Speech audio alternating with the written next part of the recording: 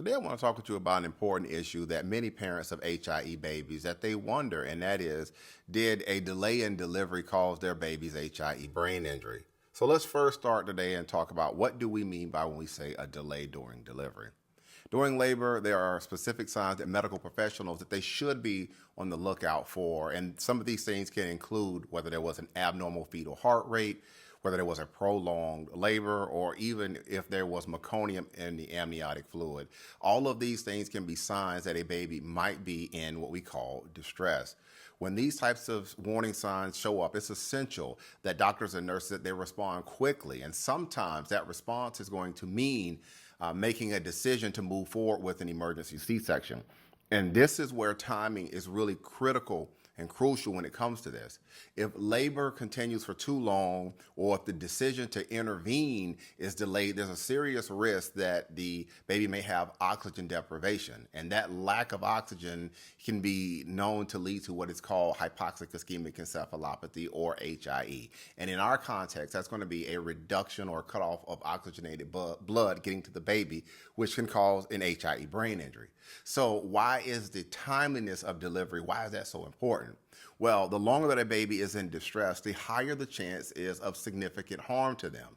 When doctors and nurses, when they fail to promptly act in the face of obvious signs of fetal distress, the outcome can be devastating for the baby. And that's where questions of whether medical errors or negligence can come into play for families. Medical teams are trained to monitor labor closely and using tools like the electronic fetal heart monitor to assess how well the baby is handling the laboring process. That can be helpful. When problems arise, the expectation is that the medical team will take appropriate action quickly, and whether that means repositioning mom, giving mom oxygen, or providing an emergency C-section. When these types of actions are delayed, or worse yet, not even performed, an HIE brain injury might be the result.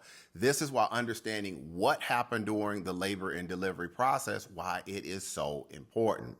At this point, many families find themselves asking, well, could something else have been done sooner to prevent their baby's HIE brain injury? And that is where investigating the timeline, where that becomes essential. First of all, we have to look at whether there were signs of distress and how did the medical team respond, and whether there were any delays in that response which could have contributed to the injury. These are the type of details that can help determine whether medical errors played a role in the outcome in your baby's HIE brain injury.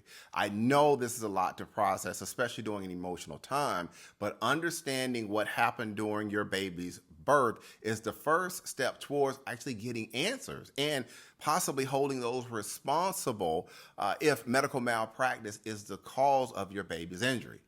Again, I'm Marcus Boston. I'm a birth injury lawyer. If you have more questions about your baby's HIE brain injury from a medical legal standpoint, don't hesitate to reach out and contact me. You can find out more information about me, how to contact me, all of that type of information. It is in my profile.